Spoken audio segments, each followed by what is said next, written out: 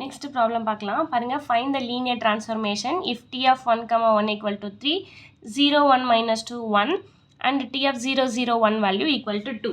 இதை நமக்கு கொடுத்துருக்காங்க இல்லையா. இப்போ நமக்கு என்ன கண்டுபிடிக்க சொல்லியிருக்காங்க, இதுலேயும் லீனியர் ட்ரான்ஸ்ஃபர்மேஷன் தான் கண்டுபிடிக்க சொல்லியிருக்காங்க. இங்கே டொமைன்கிறது என்னது, எக்ஸு ஒய் இசட், ஏன்னா 3 வேல்யூ இருக்குது இல்லையா. அப்போ டி ஆஃப் எக்ஸ் ஒய் இசட்டோடைய வேல்யூ என்ன அப்படின்னு தான் நம்மளை கேட்குறாங்க. அப்போ வழக்கமாக என்ன பண்ணோம், எக்ஸ் ஒய் இசட் முதல்ல என்னன்னு கண்டுபிடிக்கணும். கண்டுபிடிச்சிட்டு டி அப்ளை பண்ணிட்டா முடிஞ்சிச்சு. அப்போ ஃபஸ்ட்டு எக்ஸ் ஒய் இசட் கண்டுபிடிக்கலாமா. அப்போ கன்சிடர் எக்ஸு ஒய் இசட். அப்போ எக்ஸ் ஒய் இசட்டுங்கிறது என்னது, டொமைன் பாயிண்ட். அப்போ டொமைன் பாயிண்ட்டோடைய லீனியர் காம்பினேஷனாக எழுதணும் அப்படி தானே. அப்போ என்னென்னலாம் டொமைன் பாயிண்ட்டு, இங்கே 3 பாயிண்ட் கொடுத்துருக்காங்க. அப்போ 3 லீனியர் காம்பினேஷன். அப்போ C1 இன்ட்டு இங்கே டொமைன் பாயிண்ட் ஃபஸ்ட்டு கண்டிஷன் எனக்கு என்னது 1 1 1 ப்ளஸ் C2 இன்ட்டு இதோடைய டொமைன் பாயிண்ட் என்னது 0 1 மைனஸ் 2 ப்ளஸ் C3 இன்ட்டு இதோடைய டொமைன் பாயிண்ட் என்ன 0 0 1 இல்லையா. அப்போ 0 0 1 முடிஞ்சிச்சா. இப்போ எக்ஸ் ஒய் இசட்டுக்கு 3 ஈக்குவேஷன் கிடைக்கும். அந்த 3 ஈக்குவேஷனையும் சால்வ் பண்ணி C1 C2 C3 கண்டுபிடிக்கணும். அதுதான் ஃபஸ்ட்டு எய்ம். ஓகேவா. அப்போ C1 C2 C3 கண்டுபிடிக்கலாமா. இதிலிருந்து கண்டுபிடிச்சிட்டு வந்து மறுபடியும் இந்த ஈக்குவேஷன்லேயே சப்ஸ்டியூட் பண்ணணும். அப்போ நான் ஈக்குவேஷன் 1ன்னு வச்சுக்கிறேன். இதுதான் நமக்கு தேவையான ஈக்குவேஷன். இதில் தான் C1 C2 C3 கண்டுபிடிச்சது வந்து சப்ஸ்டியூட் பண்ணுவோம். அப்புறம் டி ஆஃப் எக்ஸ் ஒய் இசட்டையும் கண்டுபிடிப்போம். ஓகேவா, புரிஞ்சிச்சா. சரி, இல்லைன்னா இங்கேயே டி அப்ளை பண்ணி வச்சுக்கோங்க. Apply T on both side. அப்புறம் உங்களுக்கு கொஞ்சம் கன்ஃபியூஸ் வராமல் இருக்கும்.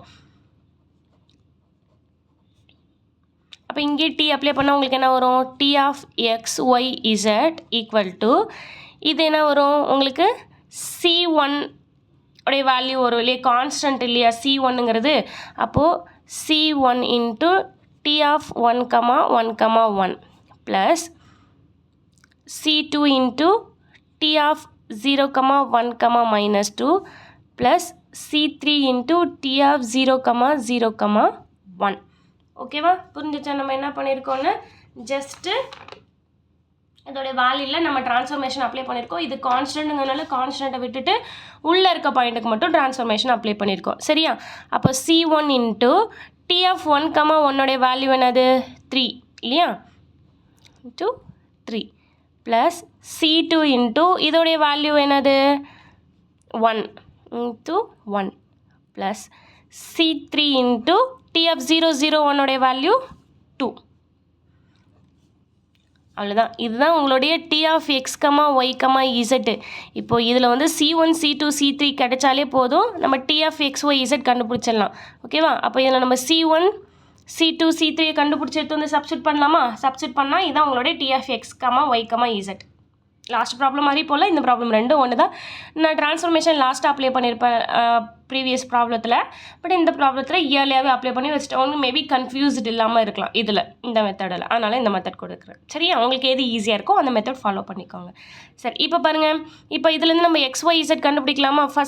C1 C2 C3 கண்டுபிடிக்கலாமா. ஈக்குவேஷன் 1லேருந்து C1 C2 C3 கண்டுபிடிச்சிட்டு ஈக்குவேஷன் 2ல் சப்ஸ்டியூட் பண்ண போகிறோம். அவ்வளோதான். சரியா.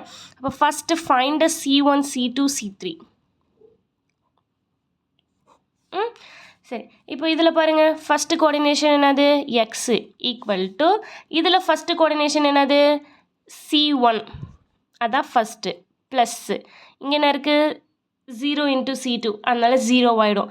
இதுலேயும் 0, அதனால் ஃபஸ்ட்டு கோஆர்டினேஷன் எப்பவுமே X is equal to C1. ரொம்ப ஈஸியாக முடிஞ்சிச்சுல்ல, C1 வேல்யூவே கிடச்சிச்சுல்ல இதில் அப்ளை பண்ணும்போது. சரி, அடுத்தது செகண்ட் கோஆர்டினேஷன் ஈக்குவல் பண்ணலாமா. ஒய் ஈக்குவல் டு இங்கே என்ன செகண்ட் கோஆர்டினேஷன் C1 இன்ட்டு 1, அப்போது C1 இங்கே 1 இருக்குது, அப்போது ப்ளஸ்ஸு C2. அடுத்ததில் 0 இருக்குது, அதனால் 0 இன்ட்டு C3 0 ஆகிட்டு. ஓகே, அப்போ இது ஒய்.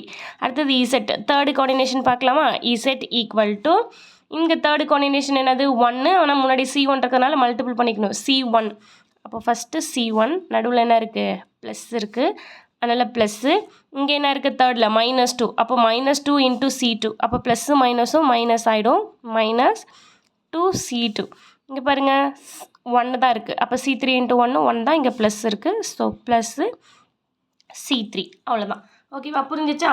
இப்போ 3 ஈக்குவேஷன் கிடச்சிருச்சா? 3 ஈக்குவேஷன் இருக்குது, 3 அன்னோன் இருக்குது. நீங்கள் சிஸ்டம் ஆஃப் ஈக்குவேஷனை சால்வ் பண்ணி கண்டுபிடிச்சிக்க வேண்டியதான் C1 C2 C3. ஆனால் பை லக்கீலி நமக்கு ஃபஸ்ட் ஈக்குவேஷனே C1 வேல்யூ கிடச்சிருச்சு. அப்போ அதை எடுத்து வந்து இதில் போட்டாலே எனக்கு C2 கிடச்சிரும் தானே.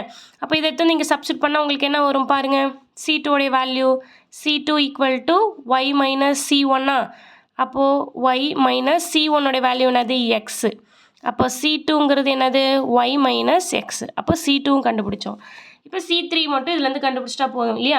C2 வேல்யூ தெரியும், C1 வேல்யூ தெரியும், எடுத்துகிட்டு வந்து கொடுத்தா C3 கிடச்சிட போகுது.